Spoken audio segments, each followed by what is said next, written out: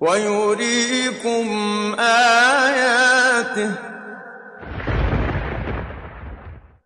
فأي آيات الله تنكرون.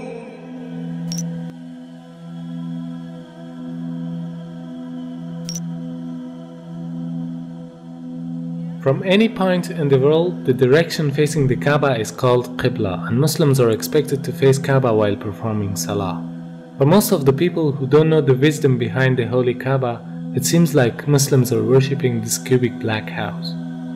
That's why many of them ask the question, why a Muslim should prostrate towards a rocky house like the Hindus who are worshipping idols. Now, what is the difference between Islam and other religions in this regard? In Islam, there's a rule that if someone does not know the direction of Qibla or he has no possibilities to verify it, then he can pray to any direction he thinks is correct. Because Allah subhanahu wa ta'ala says, وَلِلَّهِ الْمَشْرِقُ وَالْمَغْرِبُ وَلِلَّهِ الْمَشْرِقُ وَالْمَغْرِبُ فَأَيْنَمَا تُوَلُّوا فَثَمَّ وَجْهُ اللَّهِ إِنَّ اللَّهَ وَاسِعٌ عَلِيمٌ.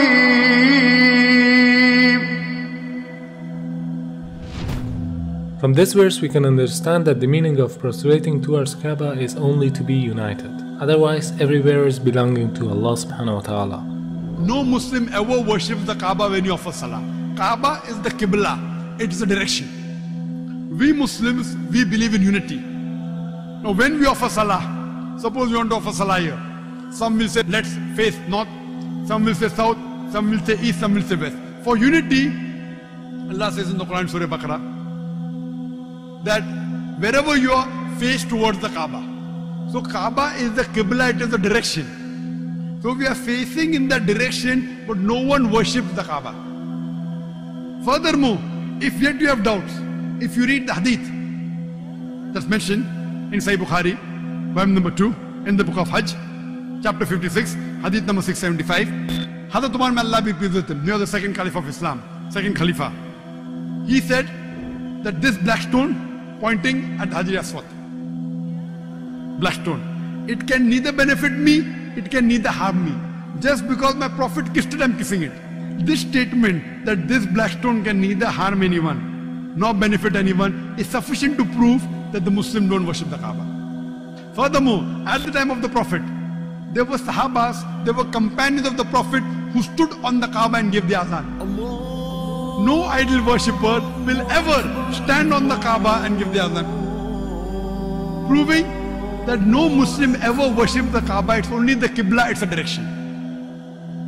Not only Salah towards the Kaaba, rather the circumambulation is also a sign of unity. If you look to the creation, from the tiny world of quantum to the huge celestial bodies in the universe, from the very atom to the biggest stars and planets, they are all rotating and circumambulating around a certain axis in a counterclockwise direction. And this is exactly what the Muslims are doing around the Kaaba. So in Islam, it's an act of worship. It means in nature everything is worshipping the Almighty Creator, but not the body which is in the center of the circumambulation. This represents the unity in the whole creation. Beside the logical fact, there's a scientific reasoning about the Kaaba. When a person puts his head on the ground towards the Kaaba, the harmful charges would be released out of his body in a perfect manner, and it causes the body to balance its energy system. To know how it works, first you should know about the concept of the golden ratio. The golden ratio is a proportion of a longer distance to a shorter one, which is equal to phi constant, 1.618. This ratio is also called a divine proportion because the Almighty Creator has used the very same proportion in a great number of events.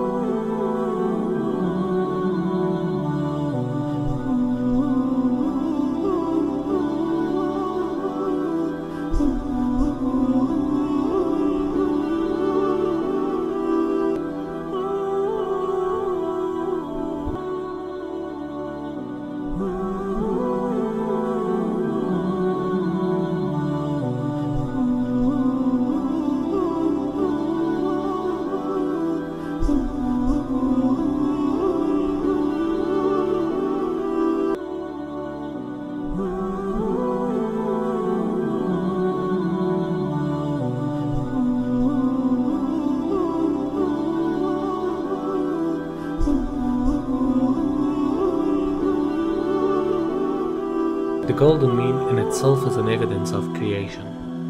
If we apply this ratio on Earth, we'll find out that the golden point of the globe is the city of Mecca, whereas the golden point of Mecca is Holy Kaaba. So because it's the golden point of the globe, it is the strongest energetic field on Earth. فالمركزية جاءت واخد بالك في الاتجاه العلمي، بمعنى ايه؟ ان هم لما طلعوا في الفضاء وصوروا فلقوا الارض كرة معلقة ومظلمة، ولذلك حتى الراجل قال ايه؟ اجدها كرة مظلمة معلقة، من الذي علقها؟ هو يريد هو أرمسترونج. وكان كأنه يريد أن يقول بلسان الحال لا بلسان المقال الله الذي علقها. ووجدوا فيها شعاع يخرج من الأرض. كتبوه في الشبكة العنكبوتية في الإنترنت وخلوه على مدى 21 يوم ثم أخفوه. أخفوه لماذا؟ يعني الأمور تتبع يعني مقاصدها يعني إخفاؤه دعنا نقول إنه له دلالة مثلا، له دلالة كبيرة جدا. لسبب لأن هذا البيت العتيق، يعني هم لما جم ولقوا فيها شعاع، لما لقوا هذا الشعاع ابتدوا يركزوا الصورة فوجدوا إنه خارج من مكة، وبالتركيز وجدوا إنه خارج من الكعبة. For understanding how the golden mean provides an energetic field, you can take the example of the galaxies or planets, which emits the energy from the center point to the outer edges, just like a nuclear which balances the energy system with the electrons which are rotating around it. It means they are taking the negative energies and giving the positive energies for a balancing purpose. وبالتالي عندما تطوف أنت تشحن. معلش سبحان الله. أيوة هذه حقيقة. Now the investigations show that every day our body collects electromagnetic charges from its surrounding which are harmful for us. And these charges concentrate to the forehead, meaning the frontal lobe of the brain, which causes depression, headache, laziness, mental pressure, and even more dangerous problems. This forehead part of the brain is known as the frontal chakra, throughout which the body takes positive and negative energy. It is observed that these harmful charges can be released by putting our head down on the ground. But for a better result, we should put the frontal chakra of our body in a direction towards the strongest energetic field of the earth, meaning the Kaaba.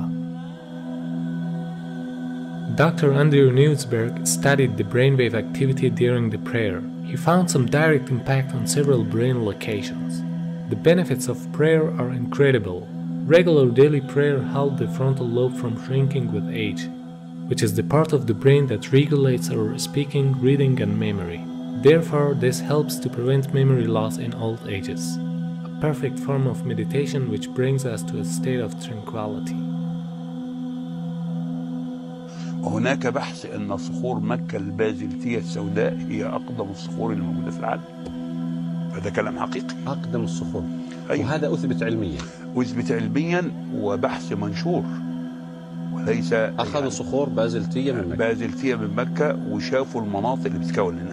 الأمر إنه المتحف البريطاني فيه 3 شرايح من الحجر الأسود، وقالوا هذا الحجر ليس من صخور المجموعة الشمسية.